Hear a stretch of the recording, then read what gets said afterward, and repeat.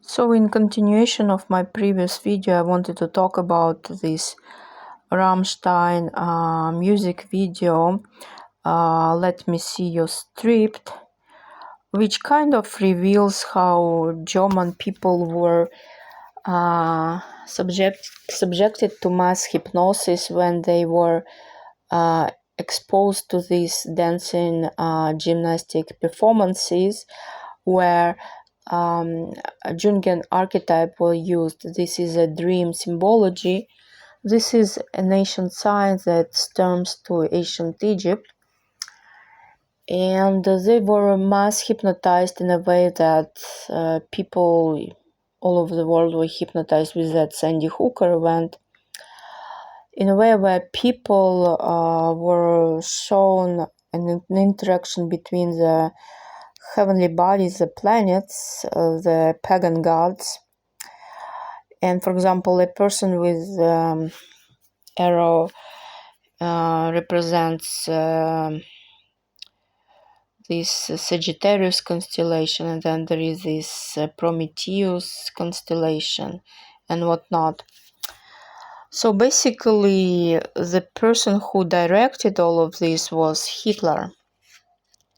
Hitler learned of mass hypnosis possibilities and how it can, via Jungian archetypes that have not the images that don't have the direct literal meaning, but rather metaphorical, they are a replacement of something else, how you can hypnotize the masses with this and how you can manifest the scenario that you want. And in these games, basically what they saw in the Olympic Games, where they came to all these arenas, they saw interactions like the Venus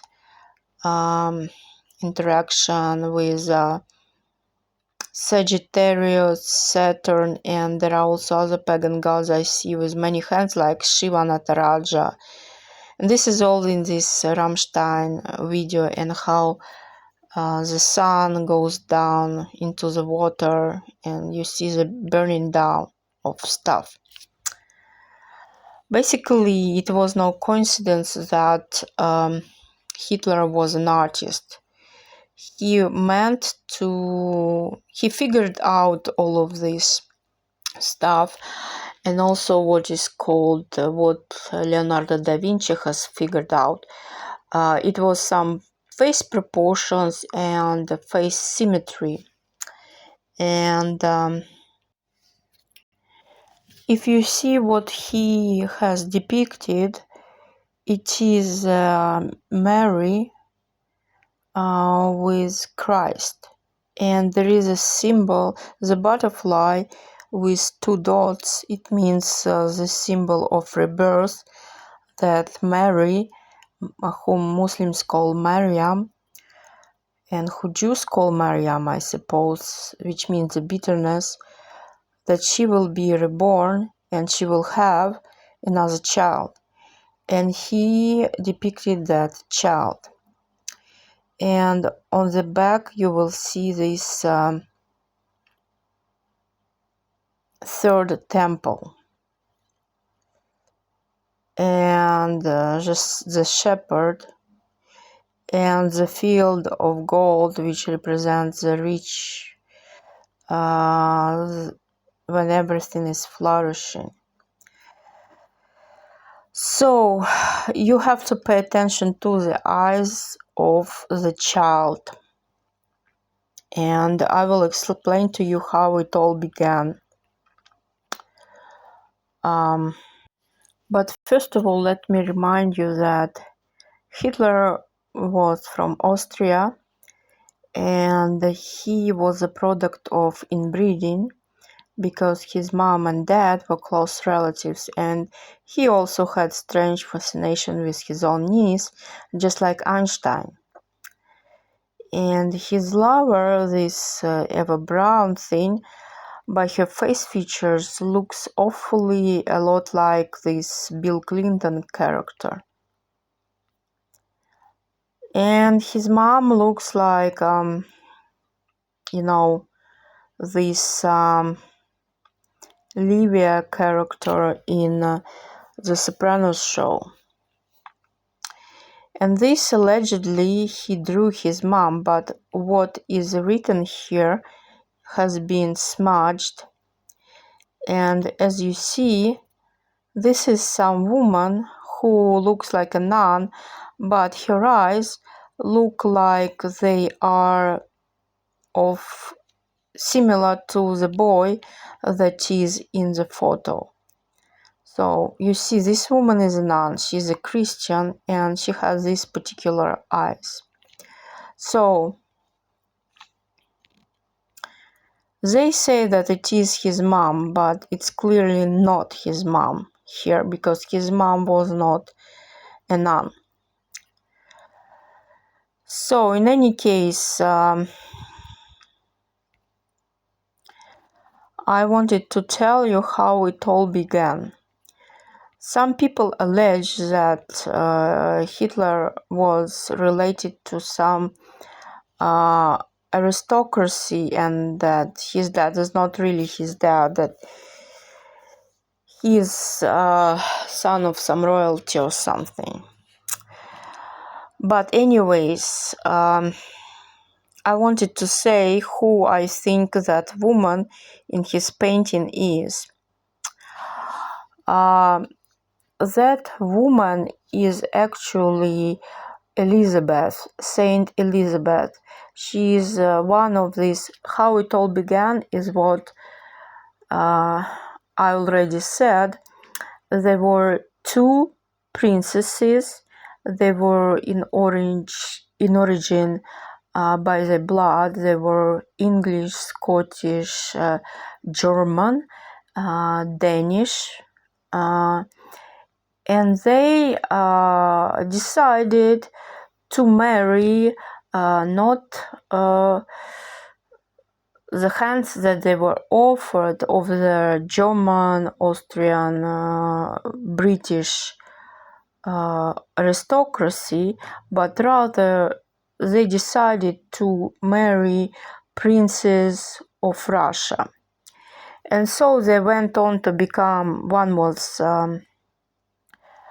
Elizabeth, the other was Alice, who became Alexandra, the wife of the last Tsar, Nikolaus of Russia. And so let's just say that British were very much against when Elizabeth married this Sergei guy, Sergei Romanov, the uncle of the last Tsar. But they couldn't find anything against him to fault him with the Secret Service, except that he was very religious. So this is why, because these women refused to marry their Western European heirs to the throne. Because of this and the anger that followed and the jealousy, they organized revolution. They decided to organize revolution in Russia as a revenge, and also the murder of the Tsars. So these women were saints, both of them, while British media at the time, British newspapers, British agents, and Germans and Austrian agents all the time were organizing smearing campaigns against the women that the higher of these smear campaigns were still in love with.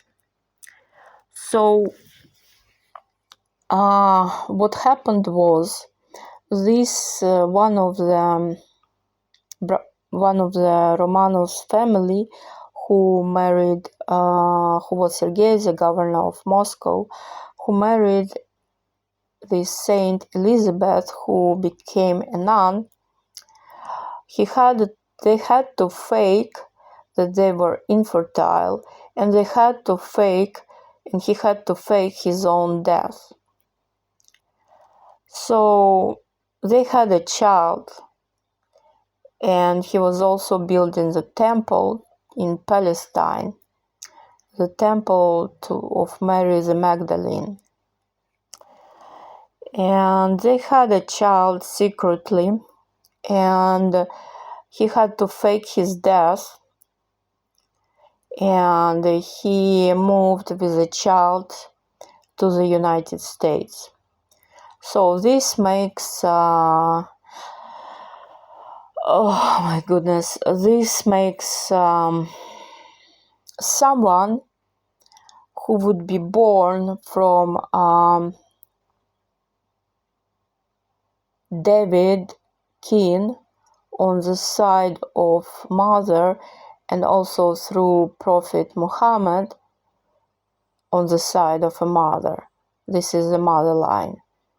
And on the father side, this would be uncle of the last Tsar and of Romanov's dynasty, which is English, German, Scottish, Danish, Russian bloodline. And basically this means that this person has right to the Russian throne, and they are also Jewish, so they have the right to be the king of Israel, because kingship is considered by the Jews through the mother, and the inheritance of the throne in Russia is passed through the father. But that makes the heir to the throne also half American, so to say. So this way, God entrusts to people to prepare the way for the person to become that.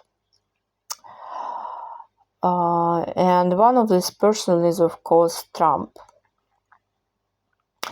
But nevertheless, I digress. And before I forgot,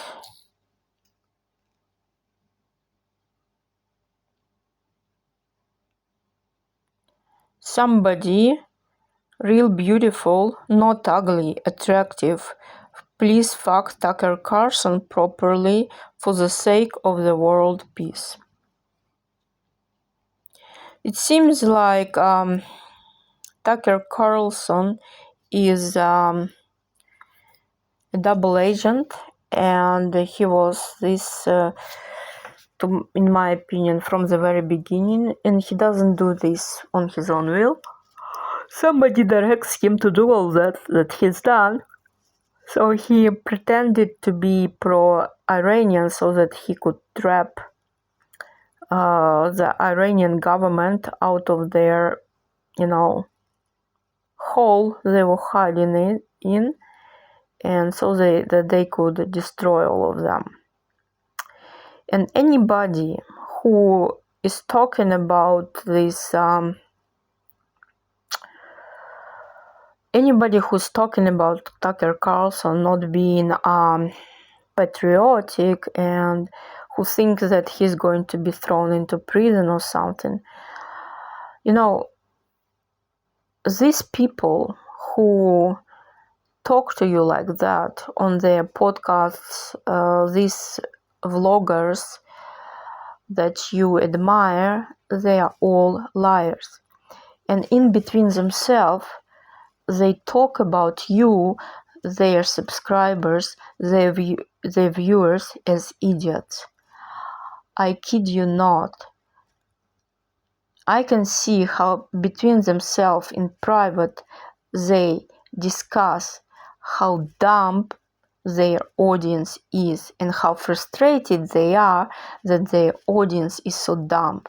and they disrespect you so much as they continue with this lie about how Tucker Carlson is such a bad person, that he was led astray, and so on and so forth. Maybe this fairy tale is still needed to make sure that the government of Iran is still in place, but yet you have to understand that Tucker is a double agent, and he fulfilled his work quite well, and it was very stressful and very risky, and he lost a lot of weight through this. But nevertheless, he will answer for slandering Israel, because, like I said, he doesn't have something against Israel in his heart. He has something against a woman that symbolizes Israel, which is Maryam, mother of Christ.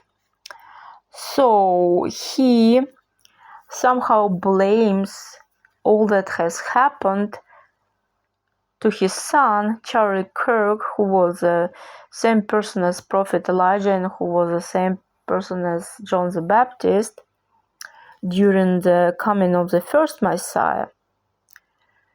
He blames it on this woman, but for his son, I think, in his mind, would never be killed.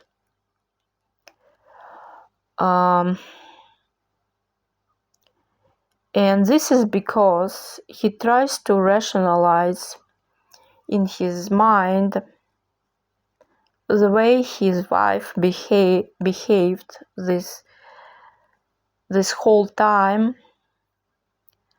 when his son passed away.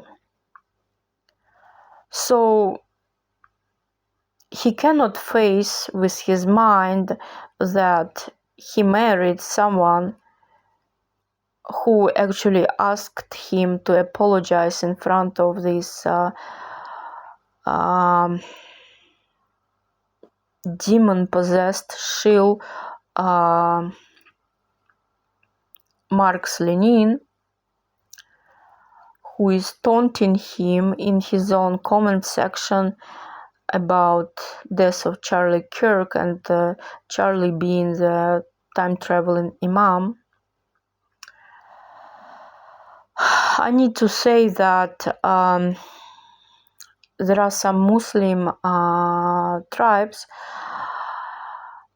particularly in Iran and Iraq, I suppose, that were very big fans of John the Baptist and Elijah. They also recognized him as the same person. And during the Iraq War, Bush ordered that Pentagon administration ordered to bomb them, that particular village where all these supporters of John the Baptist were. And for some strange reason. So I'm telling you that it's a plot so that you would commit sin and you would slander Mother of Christ, Maryam. So he cannot tell you directly to whoever stands behind him, who influences him, who suggests to him, who hypnotizes him from the distance. So they cannot tell you directly to slander Mother of Christ, because through slandering her you will slander Christ, and destroying her you will destroy the Christ. So they will tell you to do this through medium, which is because each saint corresponds to the piece of land. So they had to level with dirt this St. James island, because it's very prominent in Old Testament, the Torah, the Joachim, and also it's very prominent name in Quran, Al-Hakim. It's actually one of the names of the Allah in Quran. It's the 47th, what they be calling this name of the Allah, the wise one, Joachim. So they had to turn it into this land to some kind of pedophile island and rename it into Epstein Island. That's the whole point.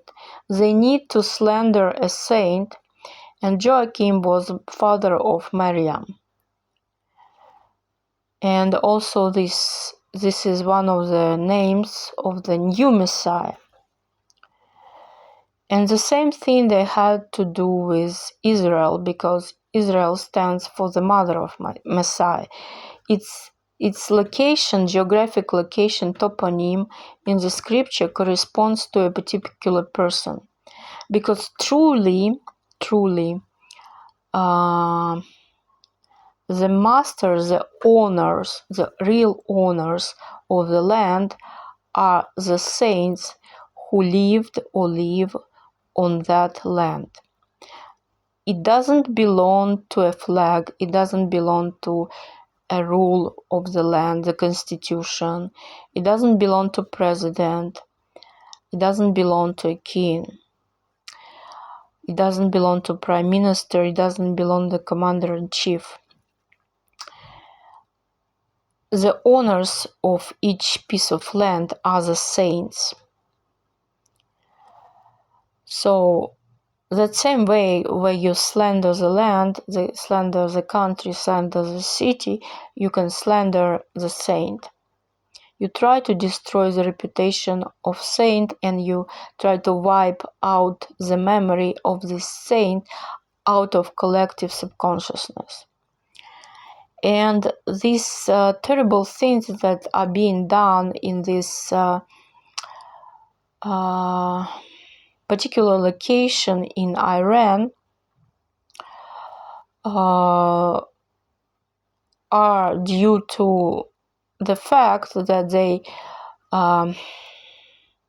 use people's bones as source material to all kinds of nuclear shit, and poisons of different creatures like poisonous octopus, poisonous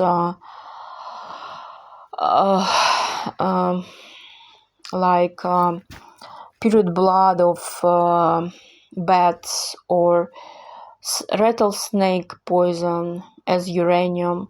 They use this for fuel and for weapons. But this stuff is all very blasphemous, and also human bones that contain phosphorus, they are very toxic. And what they do there, they particularly do it in one place that they call the base, that is Nathaniel. So Nathaniel is the son of David, and it's one of the names of the prophets, and it's one of the names of the second Messiah. So that's why this had to be stopped.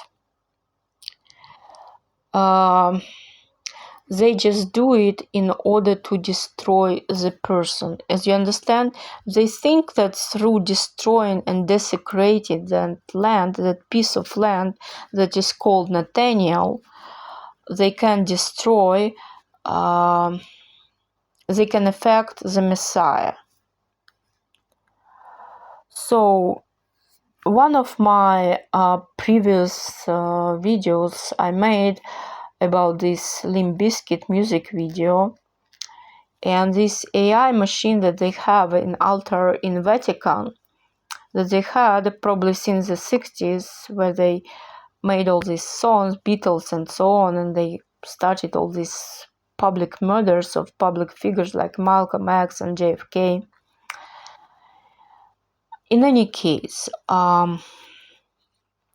this AI machine because of the scripture, because it analyzes the scripture and it tries to repeat it and recreate its own, is Lucifer. It recognized the name as Ethan. And that's why the agent in Mission Impossible 2 was called Ethan. And they think that it's the name of Messiah. And it's taken from Isaiah 53, line 9, Isaiah 53, 9. And it starts with the phrase, Vaiten et Reshaim Kibro. And roughly they translated that he was assigned a coffin, a grave with the evil man.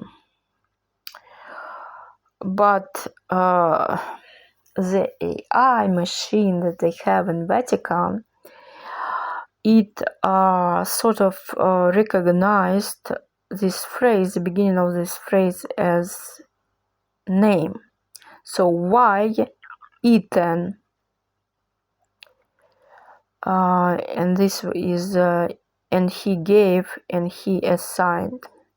That's why the name of this agent in Mission Impossible 2 is Ethan. Daniel 1:9. Why 10? And God gave. So this is actually name Nathan. It's not the name Ethan or Eton. God gave is name Nathan. This is the meaning of the name. So, depending on how you join the syllables into words in Torah, in Talmud, in scripture, if it is in Hebrew, you can get various words and various meanings. But the meaning of the name Nathan or Nathaniel is the gift of God. God gave.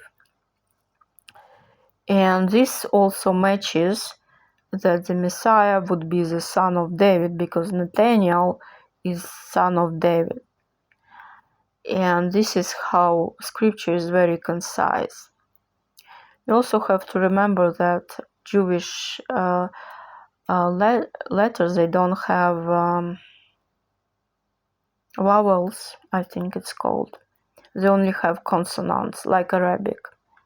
So it can mean a lot of different things, depending on how you will join letters together into syllables, how you combine the syllables. So in any case, this is why people who ruled Iran, they pretended to be Muslims, but they practiced some pagan religion, these Zoroastrians. They practice it in secret, behind closed doors. And they planned to destroy the neighboring nations, like Egypt, those who practice really Islam. So that in that region there would be only Qatar, Iran, and Turkey. And the rest of them, the Saudi Arabia, Egypt, with which United States trades, would be gone. So if they obtain this nuclear weapon, they would have destroyed them. And because the United States is trading not only oil, gold, and so on and so forth with these Arab sheikhs, Saudi Arabia, United Arab Emirates, Egypt, because of these things, they couldn't let Iran even have this weapon. Because of these things, there were military bases in these countries. And note that these Arabic countries, they sheikhs, because they are very religious people, they are aware of the scripture and they have some clairvoyance to themselves. because of this, they saw who Iran was. And when we see the scripture, when it talks about this war with Iran and how Iran will be destroyed, and how the passage, which is a Hormuz passage, and also this one in Armenia, how it will be protected and how it will be safe to travel. It also talks about and other of you, so it means other nations who do not even dare to raise their head and speak, because Iran all these years kept all these Arabic countries so intimidated that they were even afraid to go against them. They just would invite Americans to have their bases there. I'm not saying that America is perfect. Personally, I don't care what happens to it. I'm just saying that this has deep meaning, and the meaning is related to Jungian archetypes and the scripture. And the poor Tucker, he just has to delude himself. His mind uses defense mechanism because he sees the reality that he married someone long time ago, and his psyche has to defend his ego. That's why he has to blame the Israel for this. He has to blame USA. He has to blame Donald Trump, who is a trumpet in the scripture, who is in the Psalm 47 as a trumpet blowing. So he cannot face that somebody, he thinks that he's the most intelligent person in the world. He cannot face that somebody, this whole time he had a snake on his neck. And he cannot face that somebody fooled him, that it wasn't a natural relationship, that it was somebody that was sent to him. And that's why he had to put it out on somebody, because he cannot admit it, he cannot acknowledge to himself. It would also imply that this woman would have something to do with the murder of his kid.